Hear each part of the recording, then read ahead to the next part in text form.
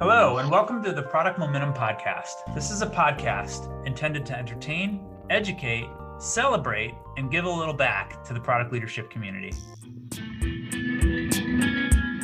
Paul, I can't believe we are at the 50th episode of the Product Momentum Podcast. Who'd have thunk? Who'd have thunk we'd ever get here?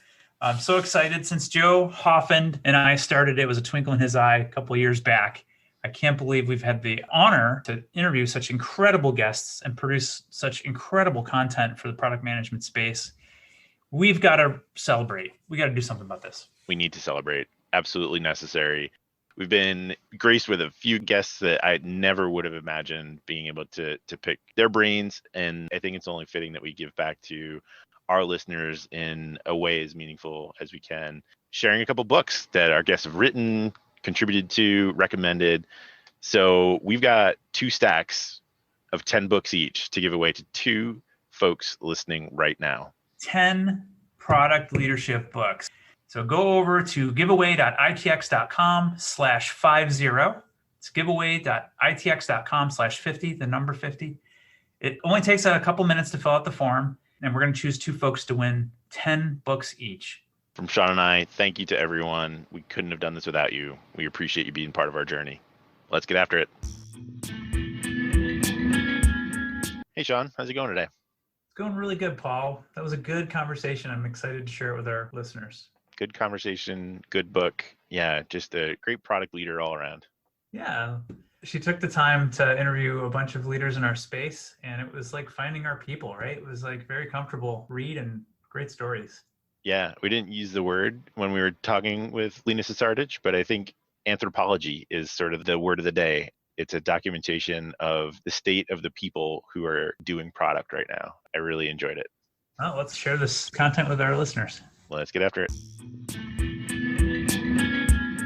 Well, hello and welcome to the podcast. Today we are excited to be joined by Lena Sesardic. She's originally Croatian but grew up in Asia for most of her life before moving to Vancouver, British Columbia in 2009 to study economics at the University of British Columbia. She first started working in product management in early 2017 while being part of a startup-like team within a large financial tech organization. She then led an innovation team at a customer experience management company. Presently, she works as a consultant in product management at the financial technology organization she previously worked at while pursuing personal projects on the side. Her latest personal project is her newly launched book, The Making of Product Managers. Lena, welcome to the pod. Thanks so much, Paul. Super excited to be here with you and Sean. Absolutely. So before we get into some of the ideas that I was inspired by in your book, I want to talk about the making of the book itself. Did you find that it was interesting as an author and a product manager in your approach? Did you treat the book like a product? Yeah, great question. So as a product manager, obviously, I treat a lot of things as products, including this book. So iteration was really a big element of it. So the idea came from a pain that I heard from an aspiring product manager that I chat with pretty frequently. His challenge was that he has coffees with product managers to hear about how they got into product management, what they thought about the field, and he's doing this one by one. And so what I thought, maybe I could write an article based on interviews that I've done with multiple product managers to really showcase their stories. So it's basically like having coffee with multiple product managers if you read this article. So it was going to be an article, but then when I started interviewing these product managers, the stories were so diverse and just super interesting with such great insights that each product manager was providing that I decided to turn it into a book. And so the initial kind of iteration of it was really just the articles based on the interviews. It was really just a chronological story of how they broke into product management. And then slowly over time, I kind of started iterating on it and added more features, if you will, to the book. So there's clearly a theme in your book, and you just mentioned it. You know, there's so many different paths into product management. It's clearly not an entry-level position, but there's so many different routes in. What was the most exciting or interesting route that you came across? Great question. Yeah. So I'll pick 2 that were really shocking to me. So one of them was of an individual who actually is an industrial engineer. And so she worked in industrial manufacturing at a yogurt factory. And then she moved into business analysis in that yogurt factory. And then she later moved into business analysis in tech, which then led her into product management. So I thought that there was a lot of parallels between the process of industrial manufacturing and software development, a lot of differences as well, but it was really cool to see her use that previous experience from such a diverse field to break into product management. The other story that was also super interesting was of an individual who started in commercial banking, huge industry knowledge in the loan process in commercial banking. And he actually ended up getting a product manager job without any prior experience in product management per se, but he used his industry knowledge to really break in. So those are really unique stories that I think showcases that, it doesn't matter what you did before, there's likely going to be a parallel that you can draw on. And, there's no limit to who can break into product. Yeah, I have to say, I finished reading and felt like I'd just gone through therapy. It was like I had my own personal support group because the mirrors that I see in each of the stories are very similar to the journey that I've seen in my own career, but also in the folks who I'm leading and mentoring on teams now. And I think the way that you've captured those stories in a way that weaves that common thread is something special. So I want to talk about something that Sean mentioned a moment ago about this sort of invisible barrier to entry and this notion that product management is not an entry level position. I guess I've always assumed that's true, but I've never really heard it stated quite so bluntly. So what is that barrier? At what point does someone have enough experience or enough worldly wisdom to become a product manager? I'm Eastern European, so one of my characteristics is to say things very directly. So I really do believe that, obviously a product manager, there's such a huge diverse skill set that you need to have. So everything from the decision-making skills to the analytical skills to the communication skills. There's another piece to it that I think is really interesting. It's really something that comes with maturity, I believe, maturity to make decisions.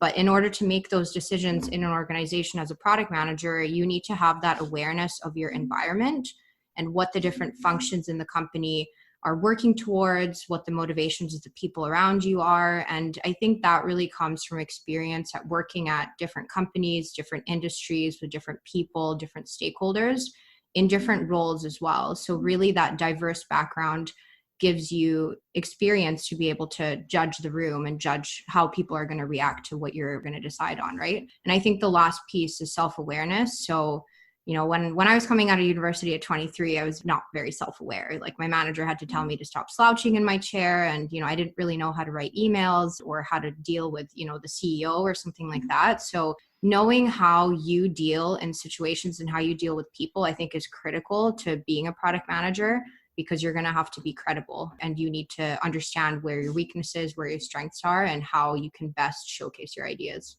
Yeah, I want to ask the flip side of that question because you touched on a couple things. Not slouching and writing emails is a little bit down the totem pole, but product management is becoming more and more popular as a chosen career path as opposed to an accidental career path. So for those listening who are aspiring to a product management career and haven't quite broken in yet, what are some ways that you can accelerate that maturity, accelerate those decision-making skills, and get the chops that you need to kind of break in? I think the biggest thing that you can do, which is echoed in a lot of the stories in my book, including my own, is starting out of university. It's really critical to work in a company or a role where you get to do a lot of different things, a lot of different activities, working with different business functions, different stakeholders. And, really having that broad range of experience is going to amplify how much experience you gain, because experience isn't just the number of years, but it's actually what have you done, right? So even for myself as well, I started in kind of like a startup. So I was in customer service, but I was doing anything from marketing to operations to test security, because we were doing an English language test for immigration. And so I got to get a taste of everything. And that way I was able to build that kind of diverse skill set that you need for a product manager. And really seeing the company grow as well, I think is important, because that gives you experience. Because if you just work in one large org for a couple of years, like your experience is a little bit static. But if you work at a growing company, you're going to see multiple stages and you don't necessarily have to now switch jobs every year. So I think that's kind of one way to really accelerate it. And the other way is really to just kind of get involved past your job. I think a lot of people just get a job after university and they just work the 9 to 5, they go home and, maybe they watch Netflix or whatever. And I really encourage people to just go beyond that, read about different things, talk to different people, network, get involved with communities, and really increase that knowledge and that awareness, and also that maturity and awareness essentially of what else is going on in the world. So I'm going to pull on something you said a little earlier. You mentioned this concept of decision-making being one of the key skills of product leaders. And I have this belief that objective prioritization is virtually impossible. It's the reason we need product leaders. And I think your book kind of shows us this, but I'd like to hear from you. Do you think that diversity of background helps in, looking at the world in terms of how product leaders make decisions and build better products?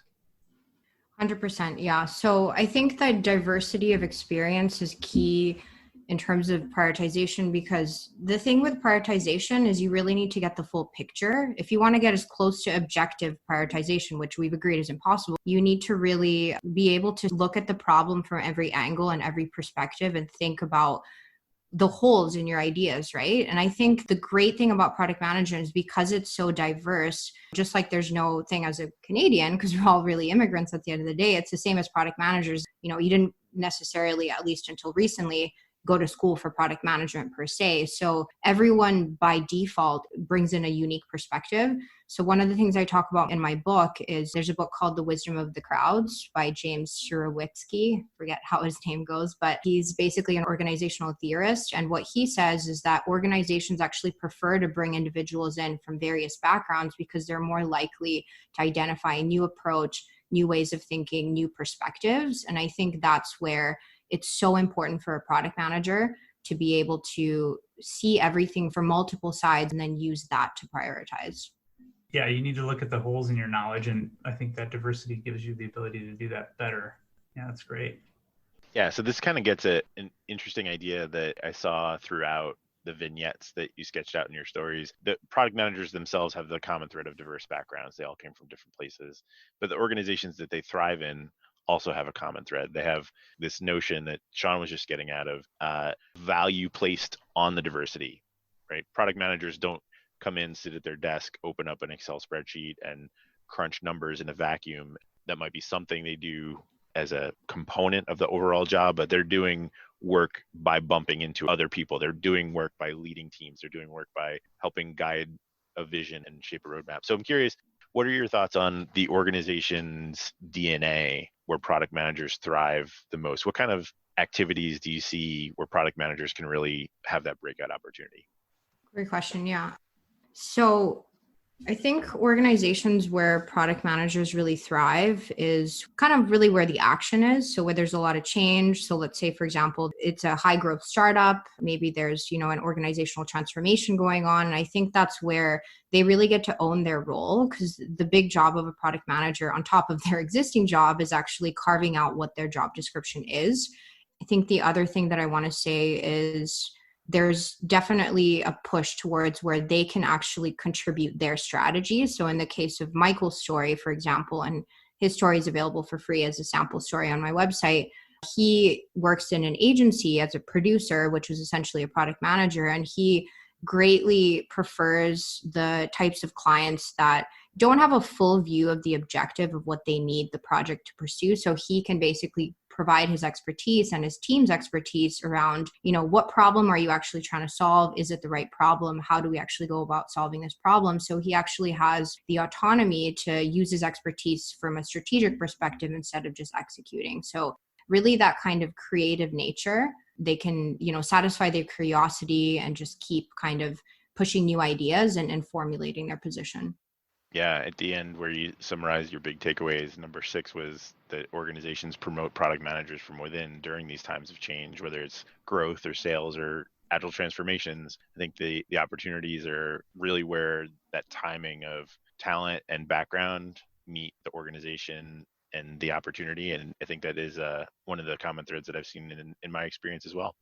I think the big thing with that, and this is an interesting point, so companies tend to, promote internally. There's multiple reasons for that, and I go into that in the book. But one reason that I really truly believe is because when you're inside an organization, you're privy to the information of how that organization is operating, how it's growing, how the business functions are changing. So as an insider, you actually might be able to predict when things are going to be needed. Let's say, for example, you're a product marketer and you sense that there needs to be a little more help in product management. You can now jump into that and start providing that value and start transforming your role into more of a product management focus if that's where you want to go. So it's almost like there's situations where an organization recognizes they need to hire a product manager, but there's a lot of situations as well in the book where they had no idea. And the person who became a product manager later, they were kind of like, hey, it sounds like you need product management, and they started doing the job. So really that insider knowledge, I think, is really interesting.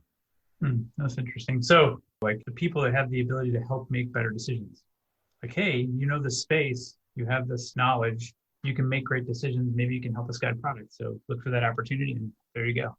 Mm-hmm. Another theme that I'm picking up on is this concept of tapping into the creativity of your team, like recognizing how little we actually know and going out there, finding the holes so that we can fill the gaps and solve the problems better than any one of us could solve on our own. Yeah, and I think that speaks to really what I feel very strongly about the quality of a product manager. And really kind of the short form definition in my eyes is the product manager really is the glue that holds the team together.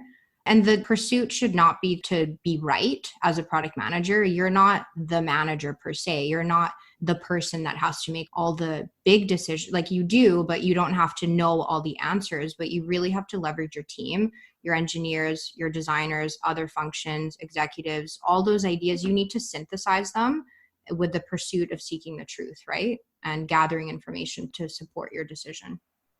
Yeah, I think the moral of the story is the ability to make decisions, and the background to really own the moment when it's in front of you is really the key. Sometimes, though, the moment is not so fun. Not all the moments are mountaintop moments. The thing that I resonated with strongly is every story had a moment of challenge. Every story had a moment where there was an opportunity to learn, perhaps an unexpected twist or turn in the organizational path that they thought they were on.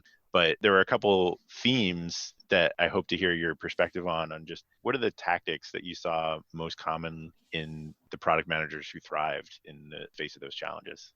Absolutely. The first thing really is flexibility.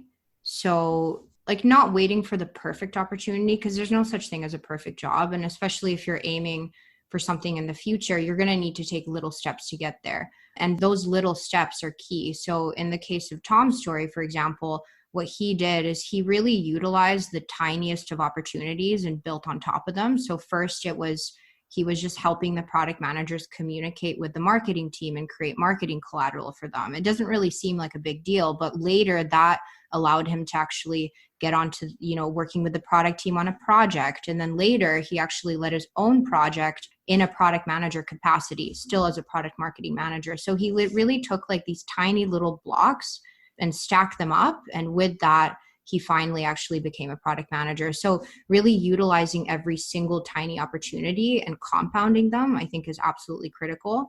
The other thing is kind of related to flexibility as well, is really looking at your challenges as experiments. So don't expect that everything's going to work out. So it's funny because the journey to becoming a product manager is really similar to being a product manager. I truly believe. And there's kind of this self-selection that happens. This is going to sound a little dramatic, but I think if you can crack the code to become a product manager, you can be a good product manager and you deserve to be one. And, that entails expecting failure. If things don't go your way, you didn't get that job, you didn't get that project, like keep learning from your experiments and pivoting and keep moving fast. So speed and flexibility. And the compounding is really huge because, sometimes it can take months or even years of seemingly futile efforts for them to finally compound into everything. So seeing it as a long journey that's going to have ups and downs, I think, is critical to resiliency and thriving. I love that. This plays on the same theme around, like, this is not an entry level position, but the compounding is huge. Like, you just have to keep at it. This is something that I've learned in several decades now of learning how to build products and experimenting my way into this field. You're never done. You're never done learning. I think the key thing as well is you need to know how to compound, because it's not just, let's say very early in your career, strongly encourage, do everything that you can, do marketing, do operations, do coding, like get involved with everything. But as you kind of go forward with your career journey, you have to start making those trade-offs. So again, trade-offs, that's what a product manager does. So if you want to become a product manager, you pick what building blocks you want to stack on top of each other so they amount to something, right? And that takes creativity and assessing opportunities to know what to pursue and what not, for it to compound as effectively and quickly as possible. Treating your career like a product. Absolutely. I love it. Yeah. Career roadmap. Yeah. Well, thank you for writing the book. I think, a very cool and unique contribution to our space and to our industry. To echo Paul's words, it was kind of like finding your people, I'm so glad to hear that. It's great. and really well written, great stories. I highly recommend it to our listeners. So I've got a question for you. We ask all of our listeners, how do you define innovation? So there's different ways to define innovation. The typical type of innovation that we think of is, you think of something brand new that no one's done before, flying cars or something. So that's, first level of innovation. There's a different type of innovation. So when I used to work in the startup like team in the financial org, my boss was a huge innovator. He invented this new web application that just completely blew up. And I had a conversation with him about innovation. And he was saying that it's not always something brand new. There's actually a lot of what he likes to call transplanting. So you see something in one industry that's working in a certain way. And now the question is, can you take it, spin it around a little bit, and then transplant it into another industry? And now you have a new service and it's actually innovation. And it comes down to, are you making things more efficient? Are you making things easier? And that's innovation in itself, right? So there's kind of different angles of it. I think sometimes innovation isn't as glamorous as I think we want it to be, like flying cars. And that's okay. It's still innovative. I think micro innovations add up, right? So if you have a bunch of micro innovations that are different and unique, even though no single one of them is going to make a big difference, the accumulation of small innovations can be as powerful in building in the relationship with the consumer and the users of your products as the big ones, for sure. Again, compounding. Yeah. Couldn't have said it better. Yeah. Yeah. So on that same concept, one last question. As one of the easiest ways to transplant ideas is through books. What books would you recommend every product manager have on their shelf? The typical answer would be Inspired by Marty Kagan because it's a Bible, but I'm going to spin it up a little bit. I'm actually going to say it's The Mom Test by Rob Fitzpatrick. So it's actually my Bible for talking to customers. He has an excellent framework where the idea is, the mom test, because if you ask your mom whether something is a good idea, she's going to tell you it's great because she loves you. So you have to really, talk to customers in a way that's not going to make them tell you what you want to hear. And that's where you get the real sources for product ideas. Great answer. Well, Lena, thank you so much for spending your time with us today. Like I said, it felt a bit like therapy. It's been a great collection of stories that mirror my own journey, and it's been really helpful to hear your perspective on them firsthand. So thanks again. Thank you so much. It's been a pleasure. Well, that's it for today. In line with our goals of transparency and listening, we really want to hear from you. Sean and I are committed to reading every piece of feedback that we get, so please leave a comment or a rating wherever you're listening to this podcast. Not only does it help us continue to improve, but it also helps the show climb up the rankings so that we can help other listeners move, touch, and inspire the world just like you're doing. Thanks, everyone. We'll see you next episode.